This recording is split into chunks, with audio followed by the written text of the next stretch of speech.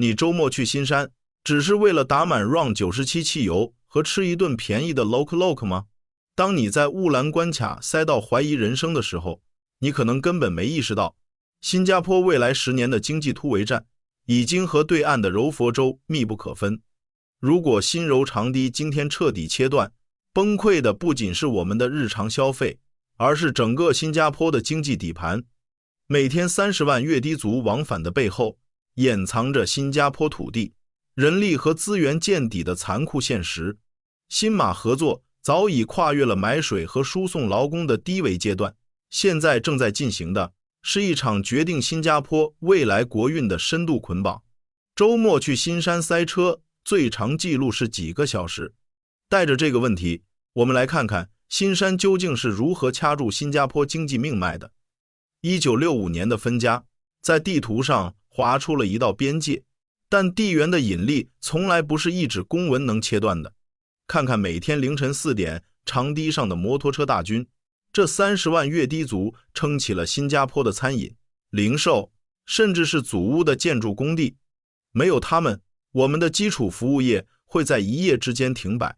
再看看我们每天打开水龙头流出的水，有一半依然来自柔佛河。很多人担心2061年水供协议到期，我们会不会被断水？2061年后，新加坡真的能实现100%水资源自给吗？现实远比情绪复杂。马来西亚虽然供水，但他们同样依赖新加坡成熟的净水技术反向输送洁净水源。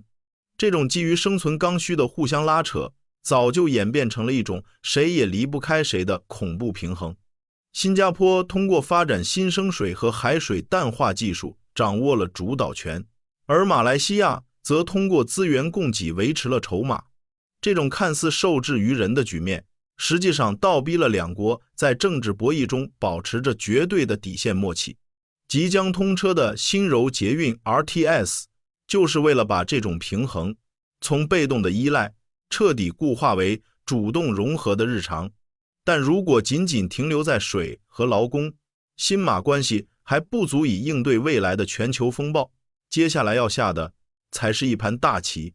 如果你觉得柔新经济特区，也就是 JSSEZ 只是搞搞免税店、建房地产，那就太低估两地政府的野心了。这其实是新加坡在复刻中国最成功的深港模式。现在的我们正面临着极其严峻的瓶颈，祖屋和商业租金双双起飞，人力成本居高不下，工业用地更是逼近物理极限。更致命的是，在碳税和电力指标的严格控制下，新加坡连新建一个高能耗的数据中心都要精打细算。新加坡想要继续做亚太的王，突破经济增长的天花板，就必须拥有一个庞大的腹地。柔佛就是新加坡的腹地。你的公司有没有把部分业务外包或转移到马来西亚的计划？这其实已经是很多跨国企业的常规操作。在深港模式的对标中，新加坡扮演的是提供全球金融网络、完善法务规则和顶尖科研能力角色，而柔佛则凭借广阔的土地腹地、充足的绿电和水资源，成为承接先进制造和算力中心。现在全球科技巨头纷纷把数据中心和高端制造厂砸在柔佛古来，甚至形成了一个庞大的算力集群。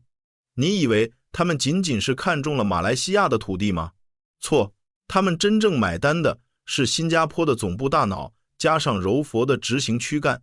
资本在新加坡完成融资，核心算法在滨海湾的写字楼里研发，而庞大的服务器集群和高耗能的流水线则在柔佛24小时运转。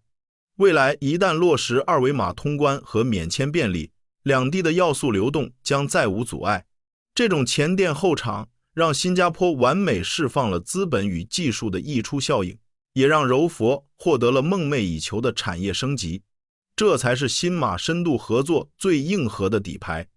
不要再用消费后花园的眼光看新山，在产业突围的战场上，他们是我们维持全球竞争力的续命药。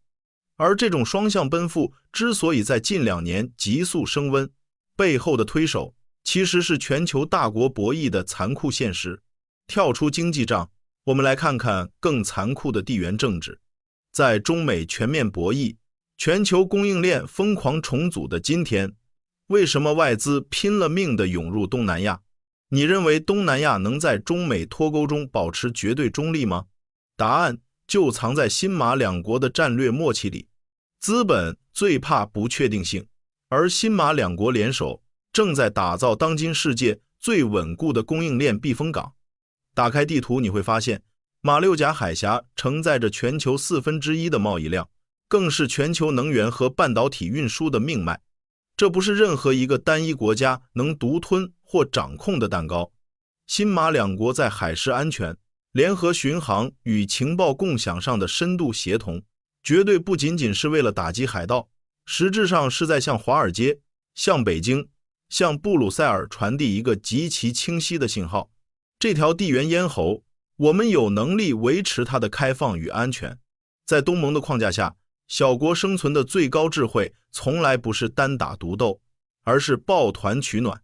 当外部大国拿着大棒逼着你选边站队的时候，新加坡凭借长期的绝对中立立场、不可替代的金融信誉，配上马来西亚完整的半导体封测产业链和丰富的资源禀赋，形成了一个无懈可击的风险对冲组合。跨国企业为了规避关税和制裁，实行 China Plus One 战略，他们把区域总部、法务和资金池放在新加坡，而把需要大量土地和人工的制造基地放在一桥之隔的马来西亚。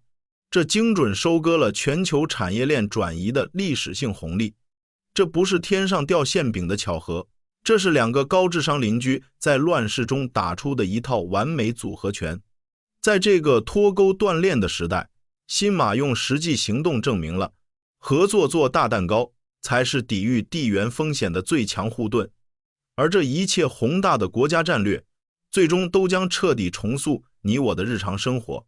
从每天30万人的肉身跃低，到100亿级别的产业链重组，新马两国的共生之路早就超越了简单的邻里关系，变成了一场双向奔赴的命运捆绑。2026年，当5分钟一班的新柔捷运正式通车，横跨在两国之间的将不再是一道物理的关卡，而是一个世界级的大新山到新加坡都会区。时代的列车已经启动，宏大的地缘红利终将兑现为个体的机遇。作为身在其中的普通人，你准备好迎接这种深度的双城生活了吗？如果 RTS 通车，你会考虑去新山买房，寻找商业机会，或者为自己布局一个 Plan B 吗？如果你觉得这期视频看透了新马关系的底层逻辑，别忘了点赞、订阅并打开小铃铛。我是你的亚太地缘观察者，专注为你拆解全球热点背后的真实逻辑。我们下期再见。